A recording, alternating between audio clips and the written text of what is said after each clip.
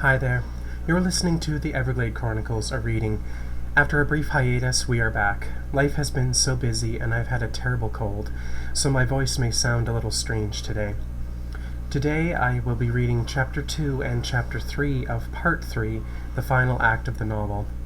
After that, there is only one more chapter left. Let's get started with Chapter 2, The Duchess Departs.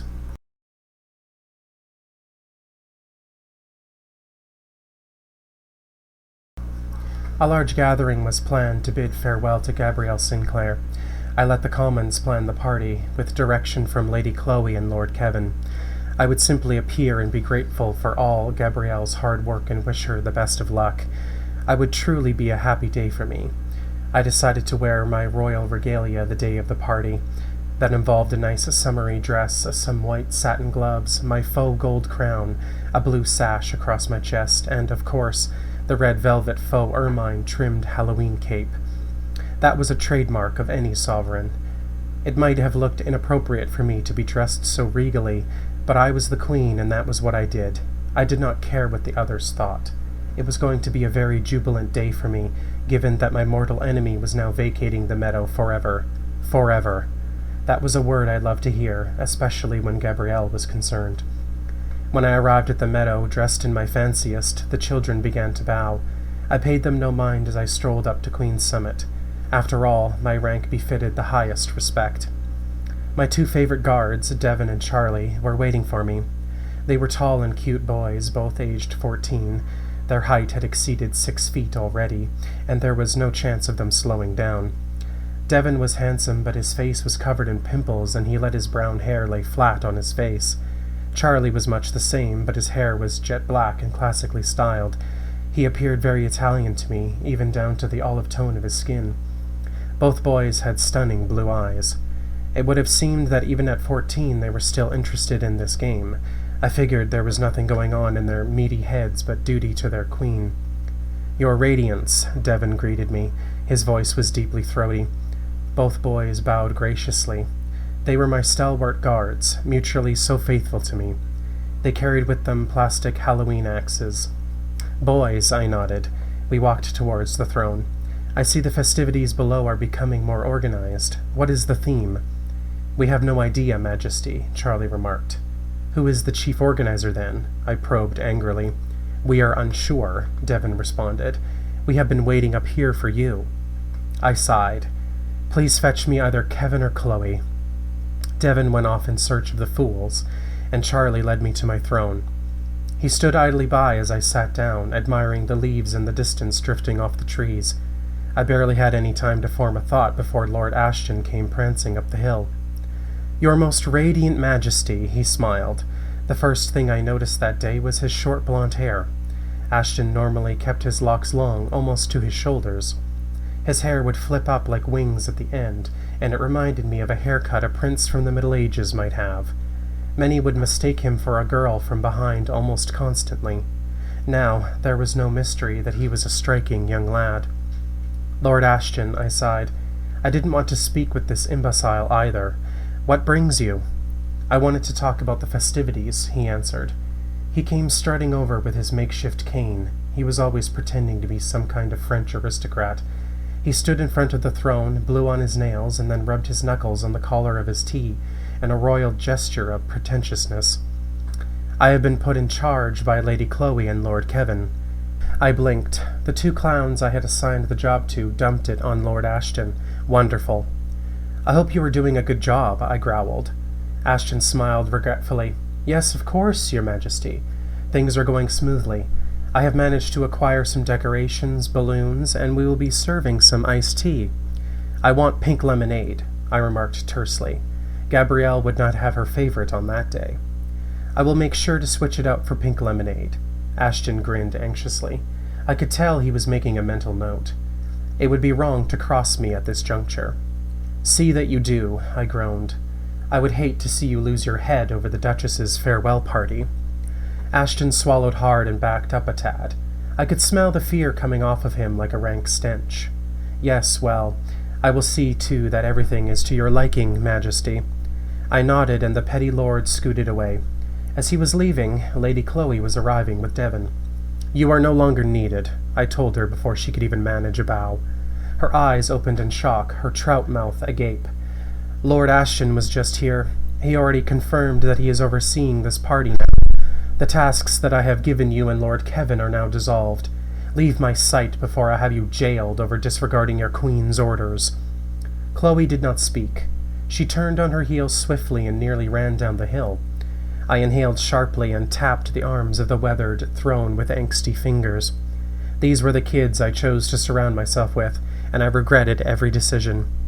The veil of decadence had worn off, and my heart was turning black. I was vicious all the time. The only person I could tolerate was Lord Schuyler. I hung around Queen's Summit all day, pondering what the party would be like that evening. Occasionally I walked to the edge of the hill and looked down at the work being completed. There were a few standing tables, end tables no less, decorated with red gingham cloths. On top of these cloths were a stack of empty plates. A few children had hung balloons from lampposts and parts of the ministry. They lacked helium, so they bundled together like drooping bouquets. It was a small but lavish-looking event. I wondered what would be served for food. Normally, during my own ceremonies, I provided crackers. It was unlikely anyone would bring a cooked meal, or anything resembling an actual appetizer. The typical fanfare was often reserved to chips, crackers, and the odd cookie platter. I clasped my hands together at center and strolled back to the throne room. Lord Schuyler was lingering, and I smiled at him. "Your Majesty," he bent gently. I noticed Lord Kevin was also here, seated on a stool. He rose quickly to bow, adjusting his large black spectacles. "Lads," I responded, taking a seat. I sighed heavily. "Something the matter?" Kevin asked abruptly. "I just want Gabrielle to be gone already," I groaned angrily. "She is the final thorn in my side. She may not be a rosewood, but she's thorny. No one else compares to her." "She will be gone soon enough," Schuyler reassured me with his warm, handsome smile. "The party is almost here." Lord Kevin was rubbing his hands together, almost as if he were worried about something. I gave him a strange glare, and he ceased his activity. "What have you got planned, Lord Kevin?" I asked rudely. "You really should not be here. I dismissed Lady Chloe earlier for being so disobedient." "Nothing," he replied quickly. "I just want this party to be to your liking. I know many people have contributed. It was not just all us." "You should not have let others meddle in the royal party," I groaned even louder. "This was a gala to be presented and hosted by me, the Queen, in honor of our lovely—" The very idea of complimenting her made me gag. "Gabrielle. The Queen, that is me, is meant to convey that she was the one who planned the party. Now I will look foolish. I will look like I have not done enough." "Lord Ashton told me you supplied the pink lemonade," Kevin shrieked. "That will be enough." I laughed. I had forgotten about the pink lemonade. "That would be enough." "Yes, I suppose you are right," I grinned, my mood turning on the fly like a light switch. "Sorry about that, Lord Kevin. You are off the hook, for now." I opened my mouth wide and yelled, "Get out of here!" The imprudent lord ran down the hill so quickly I barely saw him. He was a blur. I laughed, and Lord Schuyler chuckled along with me. We did not have much time to chat. We spoke about Gabrielle and how the evening might progress. I had written a few things to say, mostly regimental ceremonial rubbish. Lord Schuyler and his team of administrators often went over my writing anyway. Any official talk issued from the sovereign had to be prepped and prepared. It was always looked over with scrutiny before the words left my lips. For the speeches to Gabrielle, they edited a few of my notes. They also added phrases, words, and even sentences. For example, on the last page, I presume Lord Schuyler added, "To our lovely and most dear Duchess of the Lost Forest, a final toast to your honor." That was something I would never say or even conceive of saying to Gabrielle. Yet to present the image of a docile and peaceful monarch, the words had to leave my lips. I had to call her graceful and honorable. It sickened me that I would even have to call her lovely. "Did you have a chance to overlook the speech?" Lord Schuyler asked. "My propaganda team did a great job, I believe." "Yes," I remarked. "However, the added phrases and sentences were not necessary." "Yes, they were. Schuyler reassured me rather sternly. The crown must do everything it can to preserve itself. You must be displayed as untouchable, yet passive and approachable. I nodded and sighed. You will not be able to tell Gabrielle how you really feel, Schuyler told me, at least not at this event. I suggest you speak with her afterwards. Yes, I am aware of that, I snapped. I will do just that. I just don't like all this lovey-dovey added garbage. Giving her all of these honorable names and titles is disgusting. The people need to be aware that you hold the Duchess in high regard, Schuyler explained. Why even bother? She will be gone soon enough, I huffed. They will be loyal to you, he said, giving me a cute grin. If the children of the meadow know you loved and cared for the Duchess, they will respect you more. It will be easier to make changes in the Lost Forest if they like you or know that you held their former master in such high regard. I understand now, I grinned. Lord Schuyler was just as smart and conniving as me. I loved it. That concludes Chapter 2, The Duchess Departs. Now let us begin Chapter 3, A Final Farewell. Soon the sun dipped in the sky and the evening came alive. The entire meadow seemed to be at this event. I noticed children from sunset, including Ben and Jessica. Sassy Cassie and her troublesome gang of traitors would be lingering here as well. She was another adversary I disdained, with great malice. Never one to join my inner circle, the once moral, Sassy Cassie turned on me and became a great foe. She recruited agents from all over the meadow to spy on me. I had my own connections and my own agency as well, which seemed equally matched with hers. There was hardly anyone you could trust at Queen's Summit now. I branded them all traitors, so they fled to the mainland and now camp out of a part of the forest that isn't really considered part of the meadow. She had become the biggest oppressor to my institution. Not even Gabrielle chose to oppress me with such vigor and passion. Secretly, I enjoyed our little quarrels and spats. Cassidy Graham was a formidable nemesis. Now that she maintained a network of secret agents infected with treason, I could no longer call her a comrade. The evening itself was very casual. This was what I had wanted. Whether Gabrielle desired a quiet look or not, I did not care. I did not think she deserved the pomp and prestige of a regular royal event. I strolled around in my regalia and chatted with people of higher standing. I kept away from the commoners, as they would often just prod me with foolish civil issues. In his early days, King Titan had held an open throne room where citizens could come and make complaints. I can see why his little idea didn't last long. The children were merciless. They loved to complain endlessly about trivialities. When the evening reached its height, I decided it was time for speeches. Gabrielle was wearing a baby pink tube dress. It flowed to just below her midriff with bits of sparkly fringe dancing off the ends. Her chestnut hair was dark and rippled, dancing down her shoulders in curls. She looked so casual yet elegant. Her hazel eyes were alert and large. She stood next to me, her air marked glass on the opposite side. I could smell her faint verbena perfume.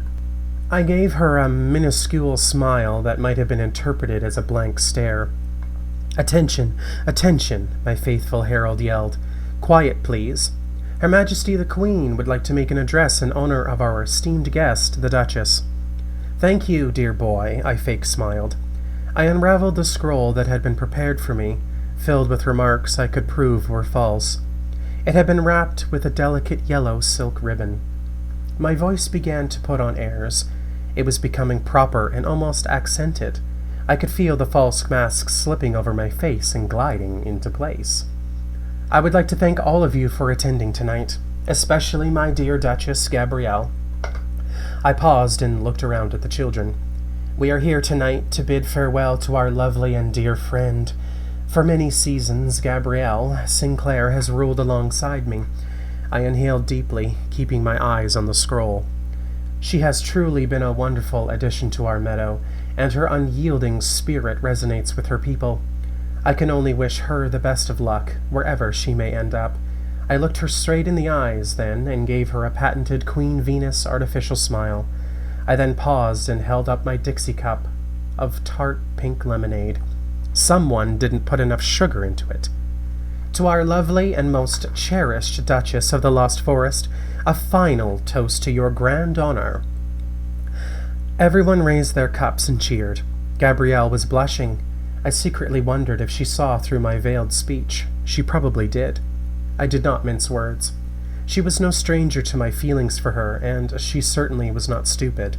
I clapped along with them and gave more fake smiles. Someone was throwing confetti. When the crowd had calmed, I had more to say, regrettably. "Thank you again," I remarked with a smirk. "As you can see, the children of the meadow are happy for you, but also sad that you are leaving." Gabrielle nodded. Tears were welling in large eyes. "I want to thank all of you for the support over the seasons. I have been a kind and loyal Duchess, and I hope that you all remember that. My legacy continues in Mark, my chosen heir. He is a denizen of the forest, a true woodsman." I smirked. Was he an elf, too? "Thank you all again, from the bottom of my heart," Gabrielle said, holding back more tears. Mark was consoling her. I stood at a distance, watching the exchange. I kept my lips in a small crescent smile and my hands at center, strangling the speech scroll. My eyes might have betrayed my icy malice when Gabrielle turned to look right at me.